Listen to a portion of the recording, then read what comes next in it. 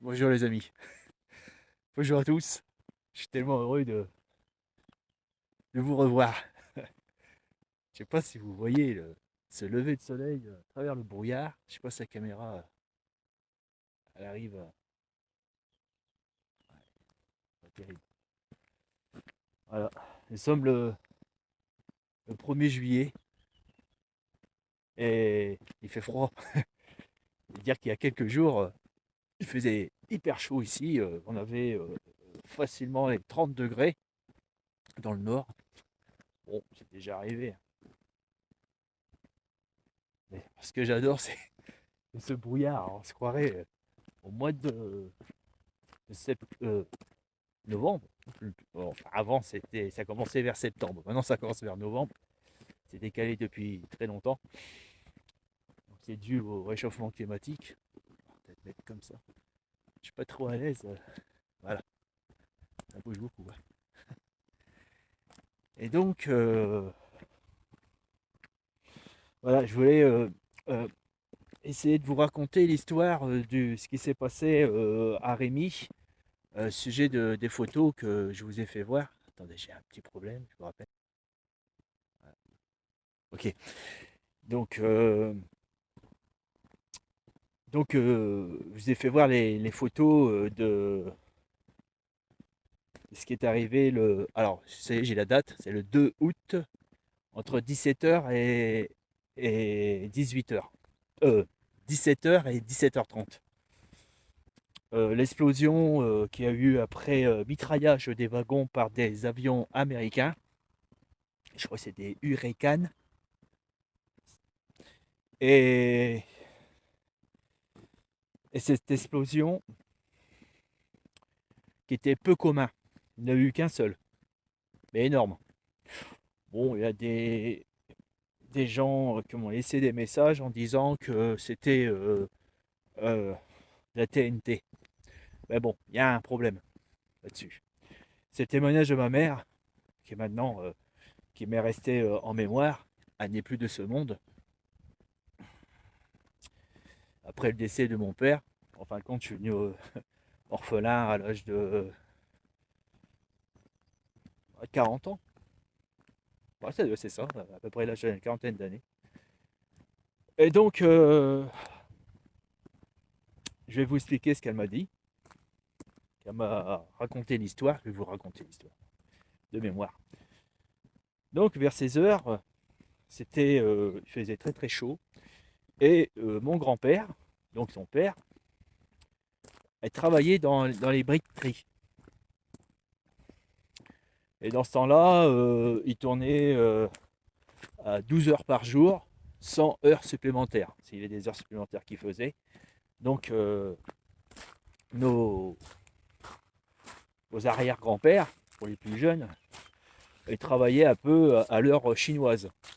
Et oui, les 35 heures n'existaient pas du tout, mais du tout. Mais bon, pour gagner 4 sous, il fallait gagner 4 sous de plus, il fallait faire des heures supplémentaires. C'est joli ça.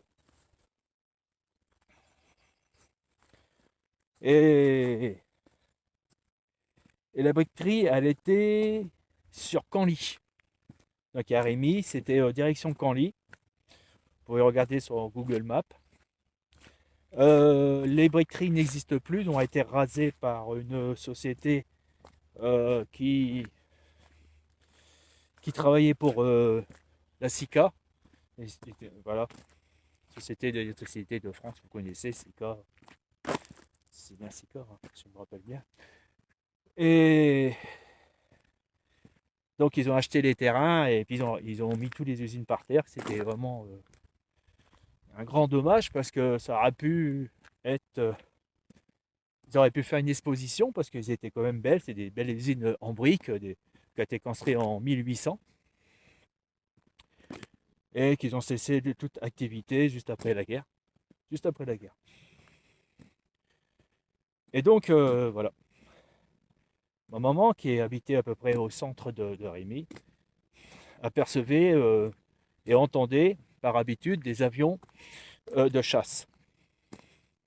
Étant donné qu'elle avait passé sa jeunesse sur 5 ans de guerre, elle pouvait,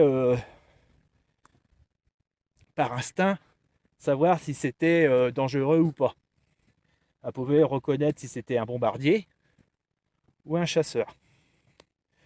Si c'était un chasseur anglais ou américain ou un chasseur allemand. Car les moteurs n'étaient pas les mêmes. Hein, elle était maline. Hein. Enfin, comme toutes les personnes de son âge. Et donc, elle regardait et elle s'apercevait qu'une petite escadrille de 4 avions passait au-dessus, très très haut dans le ciel, au-dessus de Rémy. Alors donc, ils venaient de l'ouest. Et pendant la guerre, tous les avions qui venaient de l'ouest, soit alliés ou les Allemands qui revenaient après bombardement. Mais souvent, elle me disait que ça revenait très tôt le matin, parce qu'ils partaient le soir pour faire les raids sur les attaques sur l'Angleterre. Donc, il y avait beaucoup de bombardiers, beaucoup d'avions qui passaient énormément au-dessus de la Picardie, de l'Aisne, l'Oise et la Somme. Et un peu aussi vers, même un peu beaucoup d'ailleurs, mais même aussi côté de l'île, Pas-de-Calais. Il y avait la Belgique.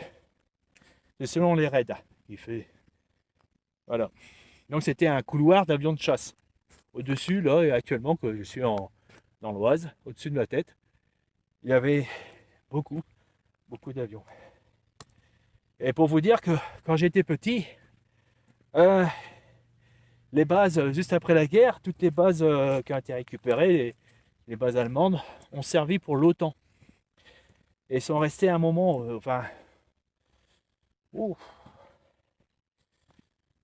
un moment en France avant de partir.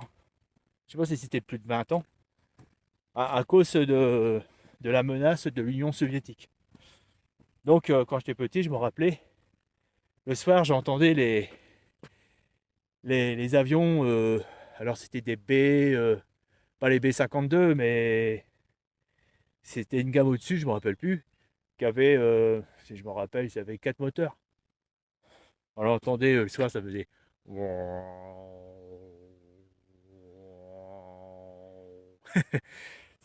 C'était assez lugubre. Je trouvais que le bruit était lugubre. Ça, j'étais pas rassuré quand j'étais petit, quand j'entendais ça le soir dans mon lit, quand ça passait au-dessus de ma maison, très très haut. Donc alors je reviens. Oui voilà. Donc elle a entendu donc des avions alliés. Donc elle pouvait distinguer le moteur correspondait avion anglais ou américain ou canadien, non, parce qu'ils avaient les mêmes moteurs que les Américains. Et donc donc elle observait ceci, cela. Et il dit tiens, les avions se sont pas éloignés. Elle les entendait plus côté de sa gauche. De là, inquiète, elle se dit oh, il va peut-être avoir quelque chose. Effectivement, les moteurs étaient beaucoup plus rapprochés et elle s'aperçoit que les avions avaient descendu d'altitude. Et là, elle entend le tac tac tac tac tac tac tac. Donc elle devine qu'ils étaient en train de mitrailler le convoi qui était resté en stationnement à la gare de Rémy. Dans la gare Rémy, dans ce temps-là, il y avait plusieurs rails, donc des voies de garage. Et une voie de garage pour les bagages, tout ce qui est à emballer sous un hangar à bagages, dans ce temps-là. Et donc la ligne qui allait de Compiègne à Amiens a été doublée pour que les trains de marchandises et voyageurs puissent se croiser au niveau de la gare. Et là, le convoi, je ne sais pas exactement, je ne sais pas si elle était garée sur la voie double euh, pour que les trains puissent se croiser, ou sur la voie qui donnait en voie de garage, et au bout, il y avait le hangar à bagages. Si je me rappelle, il y avait 14 wagons et une locomotive qui était en stationnement. Donc elle me disait que le premier avait mitraillé, le deuxième suivi mitraille, et le troisième mitraille, et boum, d'un coup. Une explosion tellement violente, pourtant elle avait l'habitude des bombes, hein, c'est déjà arrivé que des bombes ont tombé à côté d'elle, pas, j'ai imaginé à 50, peut-être pas 50 mètres, à 100 mètres, je ne sais pas, peut-être à 50 mètres. Bon, à ce moment-là, elle savait que, à l'habitude de la guerre, que tout de suite, elle se plaquait au sol. Hein. Donc, mais là, elle n'a pas eu le temps parce que elle pensait pas que ça serait dangereux vu qu'elle était au centre de la ville. Alors donc, ça fait quoi ouais, pas loin de 400 mètres de la gare, 4 à 500 mètres de la gare. Donc les explosions, on avait l'habitude. Bon, si ça explosait, bon, ça fera un boom et voilà. Mais là, l'explosion, elle était tellement violente qu'elle a été étonnée parce que au moment que ça a explosé, elle m'a dit qu'elle a vu un champignon. Elle m'a dit, tu aurais vu, ça faisait comme un champignon de fumée qui s'élevait très très haut dans le ciel. Et, et après, juste après, elle a entendu une deuxième petite explosion et un grand coup de vent.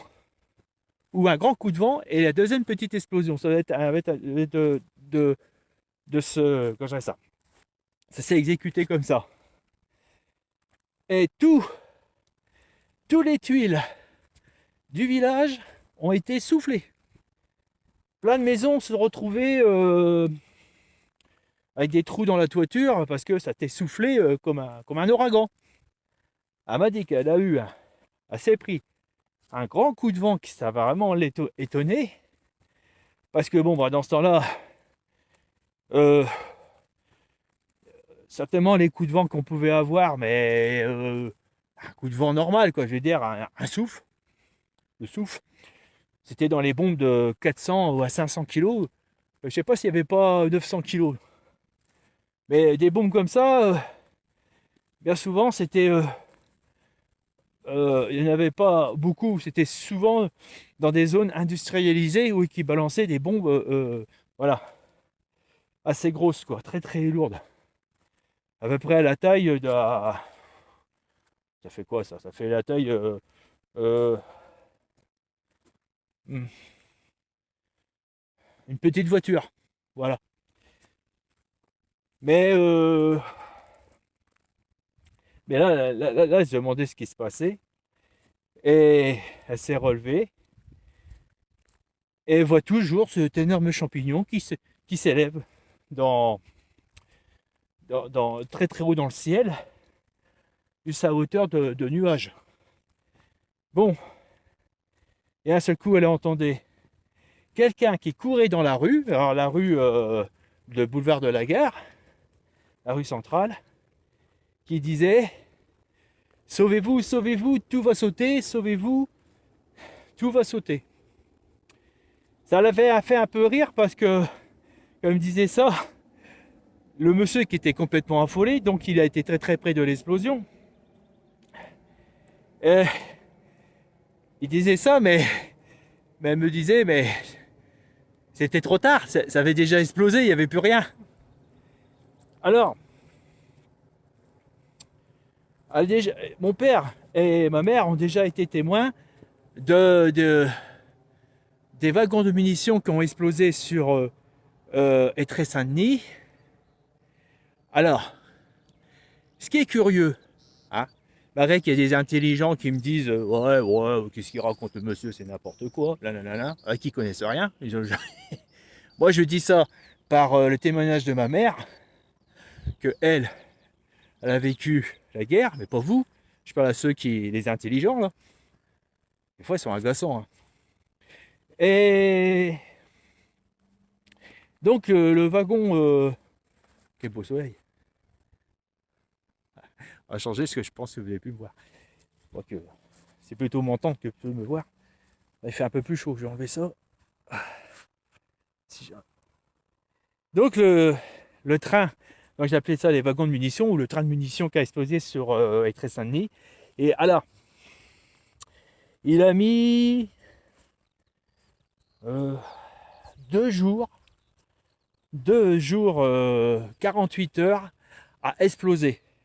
Ouais, j'ai bien explosé. C'est-à-dire que les wagons brûlaient et de temps en temps, boum, boum, paf, paf, paf, paf, les petites balles. Voilà, 2 jours. Vous voyez, qui a été mitraillé pareil. Alors, là, c'est un train de munitions qui explose, certainement qui a été rempli d'obus ou d'explosifs, voilà. Mais celui qui est curieux, celui de Rémi, c'est qu'il a explosé en une fois. Violemment. Donc je reviens. Après qu'elle s'est aperçue que toutes les tuiles sont disparues, qu'elle a eu de la chance, pas s'en prendre une, et qu'elle a mangé de la poussière dans les yeux et dans la bouche, imaginez un grand coup de souffle, alors les gravillons, tout ça, ça a volé. Et quand vous êtes à plat ventre, bah, vous les mangez. Donc il y a le monsieur qui hurlait dans la rue en courant direction vers l'église en s'éloignant de la gare. Les chiens qui tremblaient parce qu'elle avait un chien. Et puis les chiens voisins, c'était courant, il y avait beaucoup de chiens. Hein. Alors c'est des petits chiens, hein, c'est pas les chiens maintenant qu'on voit là, qui sont très dangereux, que les gens ont ça inconsciemment et qui peuvent vous tuer une personne. C'est des chiens de chasse, des labradors, des bâtards, quoi. Je veux dire, des gentils bâtards. Moi j'aime bien les chiens bâtards, les races croisées. C'est les plus costauds d'ailleurs. Qui disait mon grand-père. Donc on entendait les chiens, ça hurlait à la mort, ça criait de peur. Et par contre, elle n'entendait plus les gens, tous les gens, ils avaient la bouche grande ouverte, ils se demandaient, mais qu'est-ce que c'est que ce truc? Parce que c'est pas courant, une grosse explosion comme ça, c'est curieux. Et donc, alors, attends, il y a ça et ça. Donc, des personnes ont prévenu les voisins qu'un avion américain s'est crashé pas loin de l'explosion. Et des personnes ont dit que cet avion américain, quand il est passé au-dessus, le troisième, qui s'apprêtait à mitrailler, s'est pris le souffle de l'explosion. Alors, vu que les pilotes, ce sont des militaires, ils ont l'habitude, ils savent que quand on mitraille un wagon, il y en a qui disent bah ouais, c'est normal. Hein. Quand on mitraille un wagon, ils vont pas le mitrailler à ras du sol, parce qu'ils savent très bien que si c'est rempli d'explosifs, ils vont se le prendre dans la gamelle. D'accord? Donc ils mitraillent très très haut. Mais pas trop haut, mais très très haut, à une hauteur bien réglée. Mais c'était tellement puissant que ça a rejoint son avion, et apparemment, il aurait perdu une aile par le souffle. Hein?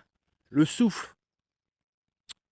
Et pour vous dire que les maisons qui étaient près, donc le café de la gare, la gare, ils l'ont rasée, hein, parce qu'il y avait, ils ont décidé de le raser, ils auraient pu remettre une toiture, parce que les murs, ils étaient encore en place, il n'y avait plus de fenêtres, plus de portes, tout ça c'est parti, ouf, plus de toiture, bien sûr. Bon, la toiture, il n'y avait plus de toiture, plus de charpente, plus rien, tout ça c'est parti dans les champs, et très très loin, et donc ce que je me suis aperçu, c'est que le mur du café était propre, soufflé et propre. Vous allez comprendre. Étant donné que nous sommes en Picardie, c'est un territoire Picardie, Somme ou l'Aisne, des combats. Et il n'est pas rare dans les villages de voir des vieilles maisons criblées de trous.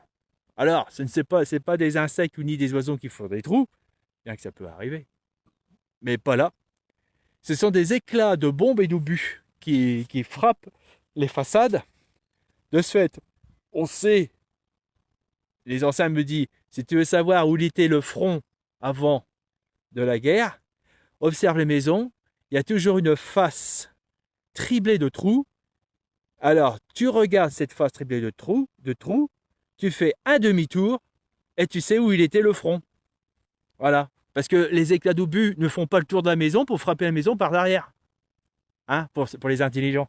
Ah, excusez-moi, il y a des trolls qui m'ont énervé. Alors alors voilà. Aucun trou. Rien.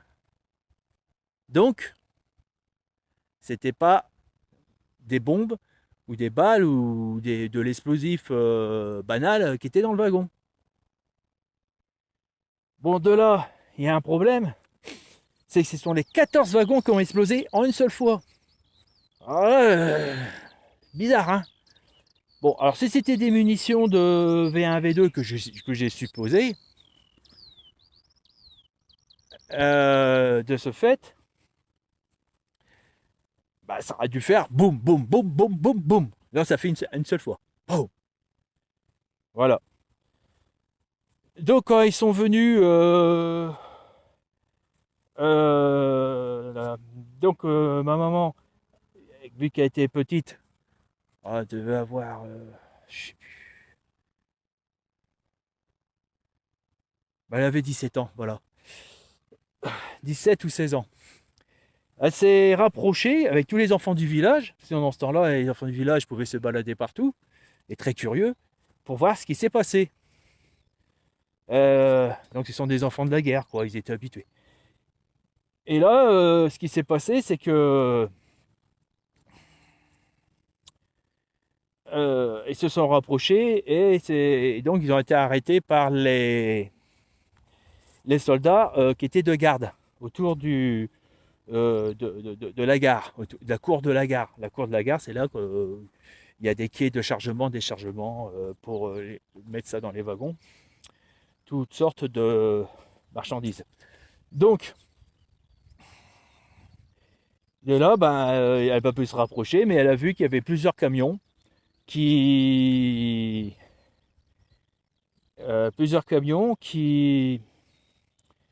chargeaient les cadavres de soldats allemands et qui partaient en direction de Compiègne. Et elle me disait qu'on savait où ils prenaient la direction de Compiègne parce qu'il y avait énormément de sang qui coulait des camions et qui tombait sur la route. Et voilà. Donc pourquoi?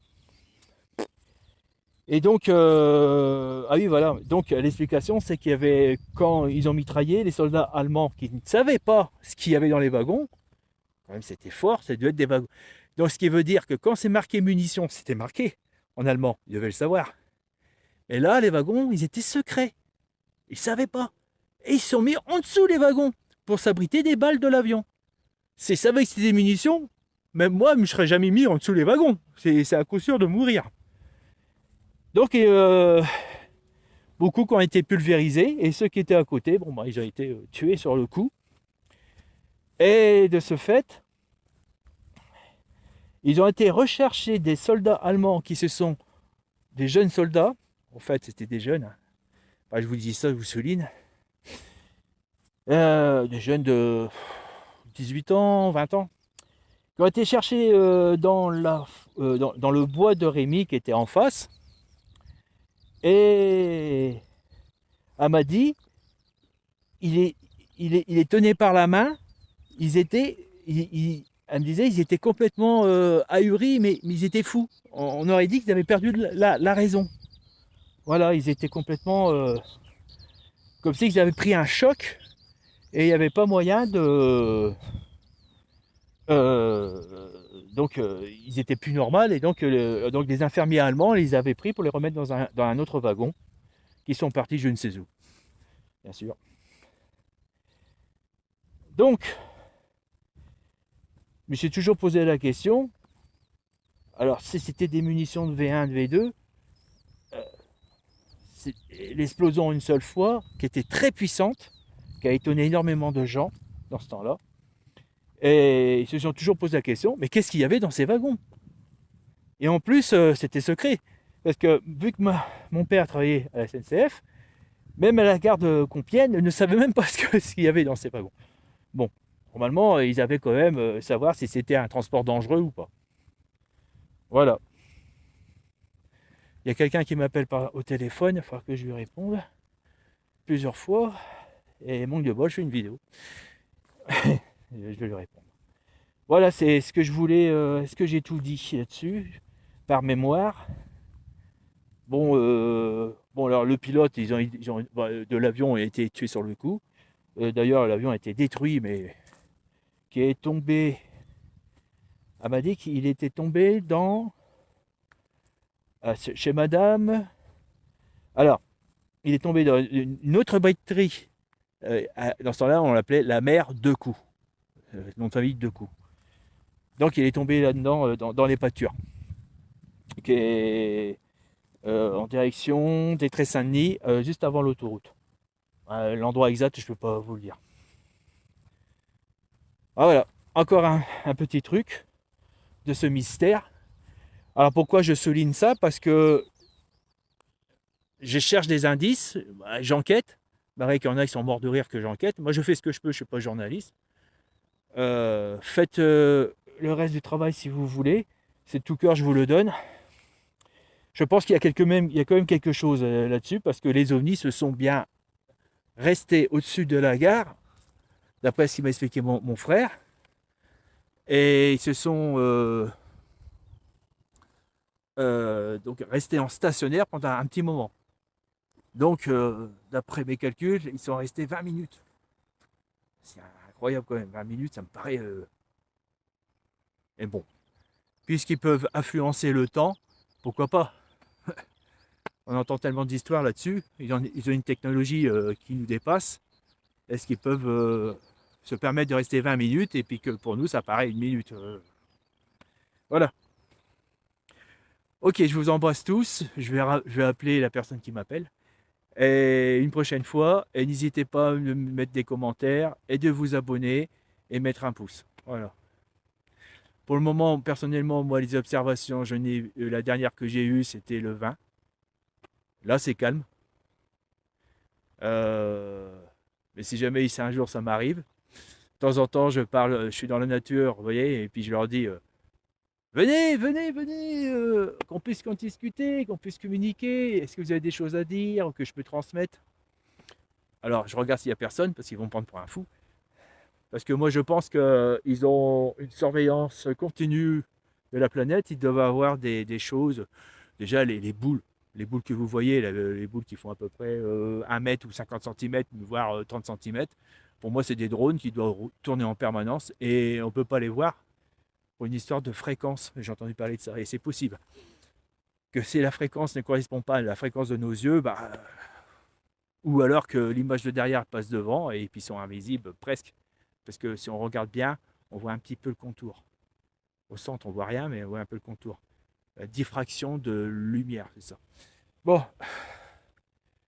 Donc, moi, pour l'instant, même, je suis persuadé qu'ils sont branchés sur Internet et puis qu'ils regardent. Et peut-être qu'ils vous entendent regarder la vidéo, puis peut-être curieux de savoir, tiens, il y en a un qui, ou moi ou d'autres, qui sont à l'affût, qui peut être susceptible d'être contactés ou pas du tout, ou nous faire des farces.